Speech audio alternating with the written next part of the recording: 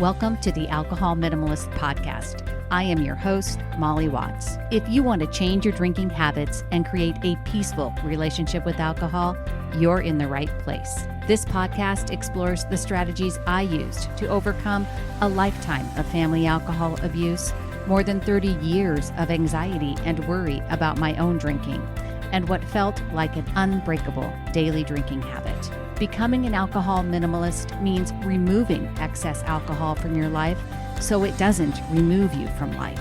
It means being able to take alcohol or leave it without feeling deprived. It means to live peacefully, being able to enjoy a glass of wine without feeling guilty and without needing to finish the bottle. With science on our side, we'll shatter your past patterns and eliminate your excuses. Changing your relationship with alcohol is possible. I'm here to help you do it. Let's start now. Well, hello and welcome or welcome back to the Alcohol Minimalist Podcast. With me, your host, Molly Watts, coming to you from, well, I have news for you folks. It is raining in Oregon. That's not really anything new or newsworthy.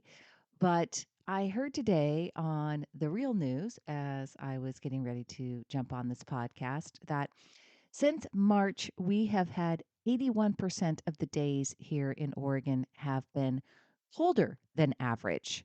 Colder than average. 81% of our days colder than average over the last 2 months, including right now. And for those of you who are longtime listeners or listeners at any rate, you may remember that I've been without a furnace and I still am without a furnace. And yes, that's right. End of April, well, middle end of April, and I am experiencing 30-degree days here at the starts of the day, and they're only ending up in the high 40s, and we have no furnace. That's how I feel about it. Anyway, on to the show. It is April, even though you might not know it from the temperatures around here. It is April, and April is Alcohol Awareness Month. And this episode is dropping on April 19th.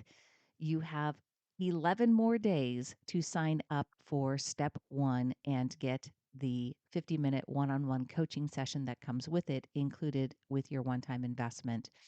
You've heard me talk about step 1 before on the podcast, and I've been working with students now since September in my hybrid online course and coaching program, and it's really been fantastic. My new program, starting in May, is really just the next evolution of step 1. It's getting a little bigger and better, and what I've promised all along is true. If you've invested in step 1, you will automatically be enrolled in the new program. No extra charge, no ongoing subscription fees, which is pretty much unheard of for a program that includes ongoing group coaching. You pay once and you have access to the course, to group coaching, and right now you still get a one-on-one coaching session with me, all for less than $300. For more information, please go to www.mollywatts.com/step1. And by the way, that's Molly with a Y, Watts with an S.com. On to the show. Before I get started, I want to remind everyone that listens to this podcast that this podcast is not intended for anyone who identify themselves as having severe alcohol use disorder. If you have any question about your alcohol use and want to explore the definitions of mild, moderate, and severe alcohol use disorder, I am including a link to the NIAAA's self-diagnosing tool in the show notes this week. So please check that out if you are curious or concerned about your alcohol use. This week's topic is related to an episode. It's episode 61, which I did, and I will also link that in the show notes, that I did last year, not kind of around this time, but it's a little bit different.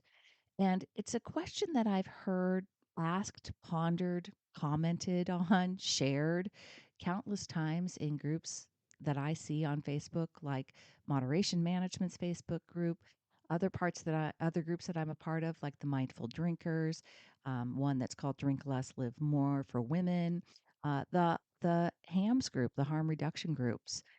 And this comment, this idea, this question is posed many times, and I've seen it many times over the last few years, and it's this: is being sober easier, or being alcohol free easier than moderating? Most often, what I hear in these circles is something along the lines of, I can easily stick to being alcohol free for days, weeks, or even months. But when I try to moderate, I just can't seem to do it. In fact, in recovery circles, the question of whether or not it's possible to drink alcohol after recovering from physical dependence remains a hotly contested and divided question. I believe that's where some of the mindset around whether moderating or sobriety is easier comes from, because recovery programs are almost exclusively 100% abstinence based, with AA being the most recognizable and entrenched in our collective thinking. And the messaging from AA is very clear that the goal is abstinence. And if you drink, you have relapsed and you are starting over at day one. There is no, it's not possible for you to drink on an AA path. The very measure of success for recovery programs is all about abstinence, right?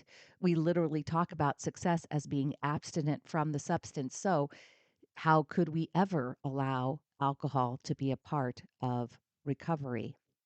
Now, if you haven't read it yet, I highly recommend the book The Abstinence Myth by Dr. Adi Jaffe. I also interviewed Dr. Jaffe here on the podcast back in episode number 21, and I will link that in the show notes as well. Lots of links this week. And the book does a fantastic job of articulating how this long storied focus on abstinence as being the only answer to addiction stops us from providing real solutions to addiction, and essentially also illustrates where I believe some of this mindset around moderating versus sobriety comes from. And yes, I'm using the verses very deliberately, because I think the idea that sobriety is easier than moderation has its roots in that black and white thinking that underscores the recovery industry. I want you to consider that. How much of what you believe about how easy it is to moderate comes from these unchallenged ideas from the recovery industry? This is a quote from the book, The Abstinence Myth. We have bought into the collective belief that abstinence is the only cure. Abstinence now, forever, and completely. The addiction recovery industrial complex measures success in treatment by the percentage of clients abstinent a month, 6 months, or a year after treatment, as if this singular yardstick is the be all and end all of success. And success rates are dismal. Depending on what studies you believe and what population you pay attention to, current treatment success rates are between 10 and 35%.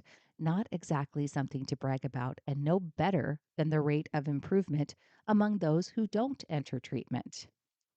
The sort of success rates you hear in marketing materials for the biggest treatment organizations are essentially pure fiction. Programs regularly tout 70% success rates and higher, with no scientific rigor behind them and no transparency. But it's more than unsubstantiated claims. Research studies have repeatedly shown that a substantial portion of participants in these studies actually lie about their abstinence.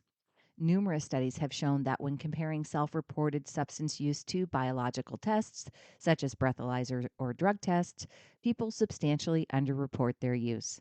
One recent study found that while 97% of participants actually consumed alcohol, as measured by an ankle sweat monitor, only 30 to 40% reported doing so.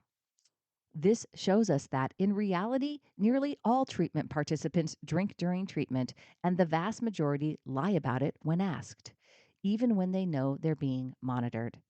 The social pressure of having to look good means that many people aren't honest about their slips. We have created a system where people can't be honest with their supposed helpers.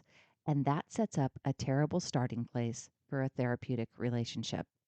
Okay, that was a quote unquote from the Abstinence Myth. This again isn't a recovery conversation. This isn't a recovery podcast.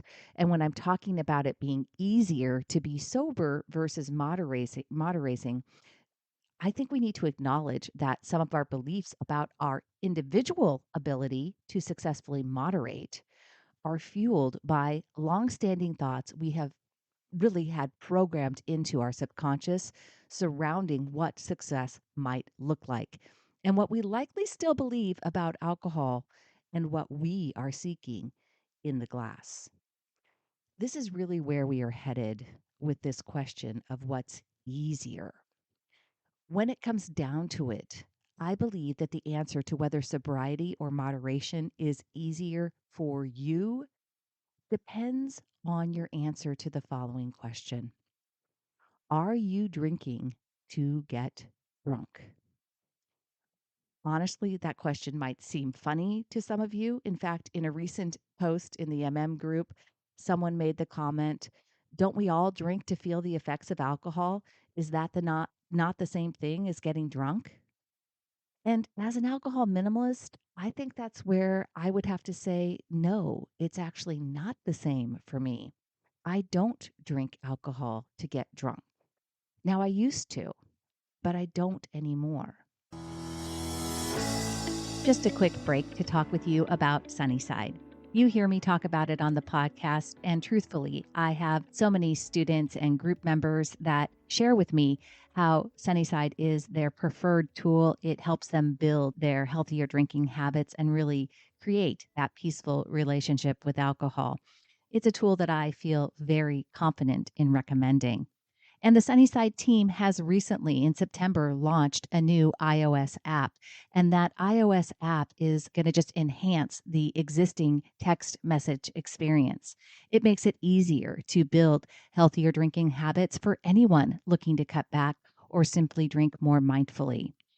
The new Sunnyside community is also available only in the new iOS app, and it gives you access to an engaged community of like minded people who are also on a journey to cut back on drinking and build healthier drinking habits. It's a safe, private space, and you'll get access to inspiration and advice from Sunnyside members as well as coaches. I encourage you to go check out Sunnyside. Go to www.sunnyside.co/Molly to get started on a free 15-day trial. That's www.sunnyside.co/Molly. I do drink to feel the effects of alcohol, quote unquote, that I enjoy. But those effects are limited, and both from a scientific level in terms of neurochemistry and from my own experience with alcohol as I have reduced how much I drink and how often I include alcohol in my life, I'm aware of the limits, my own personal limits. And the thing of it is, I absolutely believe that for me, being an alcohol minimalist is easier than complete abstinence. And that is because I just don't see alcohol as an answer for changing how I feel. But I also don't want to have to make a line in the sand. For me personally, if I have to put a line in the sand, an ultimatum, and tell myself I'll never have another drink ever, that doesn't feel easy at all. And I don't want to, right? So, this is where my practice as an alcohol minimalist is much more aligned with sober living, however.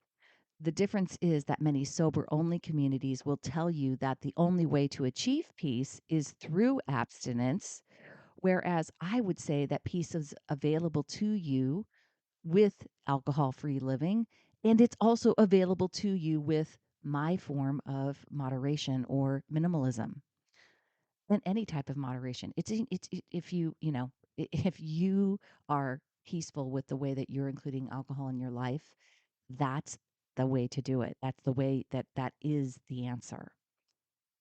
The truth is, changing a long-standing habit of any kind requires attention. You have to be able to see your own thinking and how it's fueling your feelings, including the feeling of desire to drink, which is what a craving or an urge is, as well as what feelings are there to motivate you to change. Both your thoughts and your feelings dictate your actions, which determine the results that you have in your life. Whether you want that result to be sobriety or moderation, either one can be easy. If you do the work to understand why you are over drinking and what you believe alcohol is doing for you. For many people, moderation goes something like this. They try to, quote unquote, be good during the week and either not have any alcohol at all or restrict themselves to a couple of beers in the evening. The problem that is that instead of changing their thinking around alcohol, they keep thinking thoughts that create feelings of deprivation. They still want to get drunk, to escape, to buffer and numb themselves with alcohol. And they live with these self imposed rules that feel exhausting. This is when and why moderation can seem or feel harder. But what I find interesting in sober circles is that they make it seem like removing the decision to drink is the answer. The actual answer is to learn and understand that you can do all the fun things without over drinking, and you can gain skills and strength to cope with the bad moments in life without over drinking. Life goes on, my friends, and quitting drinking altogether doesn't suddenly make everything a walk in the park. For me, moderating alcohol in my life is easy because I don't desire to overdrink and to get drunk. I don't see alcohol as a way of changing how I feel. I don't need to drink. But when I consider the idea of never enjoying a glass of wine or a nice cold IPA again, it doesn't sound easy at all. It sounds like some sort of ultimatum that I'd be giving myself, and that actually feels really disempowering. Now, I've done the work and I've figured out the thoughts that I had that fueled the habit unconsciously for decades. And I've examined those thoughts. I've brought them into my conscious. I've figured out what thoughts I want to focus on that create a feeling of motivation, confidence, peace in terms of how I want to include alcohol in my life. And I 100% believe that everyone here is capable of doing that very same thing. I believe that making the decision and commitment to manage my mind is what took courage. And that's the same courage, whether you're completely alcohol free or an alcohol minimalist or some other form of moderating. Learning that I was capable of handling challenging emotions, that I could create feelings intentionally, becoming a better thinker is what made changing my relationship with alcohol possible. And ultimately, if you're drunk, you can't really think too clearly, right? Is there a place for alcohol in your life if you're not looking to get drunk? I would say that for me, the answer is yes. I can include alcohol in a minimal way. I can enjoy 1 to 2 drinks or on 1 to 2 days per week and not be battling a desire to have more. It's actually the opposite. I really, truly have no desire to overdrink. Are there times when I've had 2 drinks that my lower brain throws out the idea that a third drink sounds like a good idea? And I have to engage my higher brain to say, yeah, that's actually not a good idea. And having a third drink is one of those things that sounds good in the moment, but you don't enjoy on the following day. Yes, that happens, but it's not a problem. It's definitely not exhausting. And because my thoughts are always, are always something else that like this, that are like, I've got this and I'm the one who's in control, I feel empowered. Now, some of you are undoubtedly saying, but what if you did decide to have the third drink? That's what I do. And then what else happens? For me, it certainly isn't that I suddenly cross some threshold when I go from a second drink to a third drink to drunkenness and the wheels just come off. I pay attention to how I'm feeling. I've talked about this numerous times on the podcast. Every time you drink, it's a dynamic, event, right? It's not the same. Just because you had 2 drinks last night or 1 drink or 4, doesn't matter.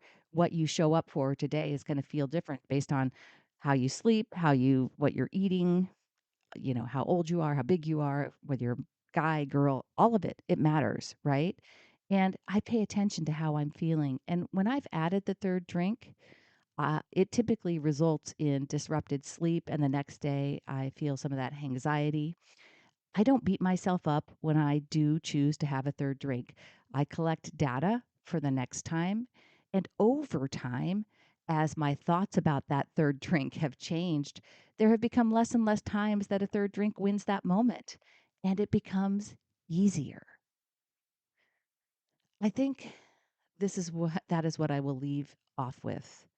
The thoughts we have, the stories we believe, they are what determines easy in our lives.